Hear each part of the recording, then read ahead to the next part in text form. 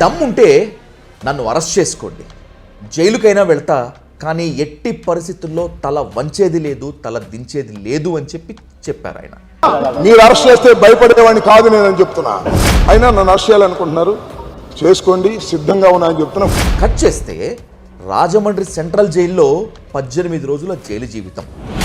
అయినా సరే తగ్గేదే లే అంటున్నారు ఆయన.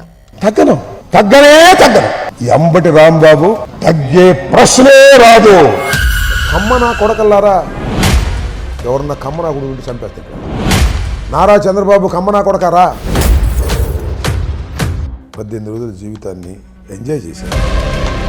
ఐడెంటిటీ క్రైసిస్ సిండ్రోమ్ తో అంబటి రాంబాబు గారు బాధపడుతున్నారు కాబట్టి కావాలని కాంట్రవర్సీ తెచ్చుకున్నారు. నాకు అసలు ఐడెంటిటీ, ఈ కాంట్రవర్సీ ముందు నాకు ఐడెంటిటీ లేదా?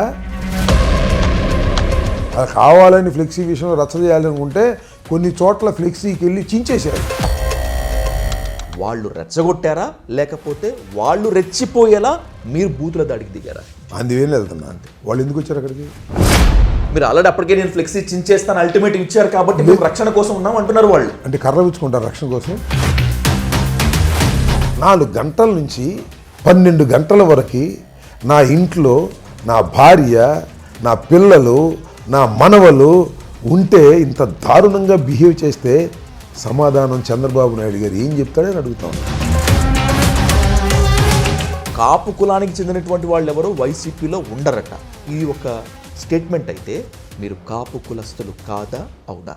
చంద్రబాబు నాయుడు గారిని అంటే కమ్మాసు ఏకమవుతారు, పవన్ కళ్యాణ్ గారిని అంటే కాపులు ఏకమవుతారు, అంబటి రాంబాబుని అంటే అనాథ. తీరు మార్చుకోకపోతే ఇలాంటి దాడులే మళ్ళీ జరుగుతాయి. పరామర్శకు వస్తున్నటువంటి వాళ్ళు ఆస్తులు అమ్ముకోవాలని చెప్పి ప్రెస్ మీట్ పెట్టి ఆన్ రికార్డ్గా చెప్పారు గల్లా మాధవి అండ్ కో. మళ్ళీ ఇప్పుడు కూడా చెప్తున్నా, ఆ రెడ్ బుక్, లోకేష్ రచించిన రెడ్ బుక్ నా కుక్క కూడా భయపడదు.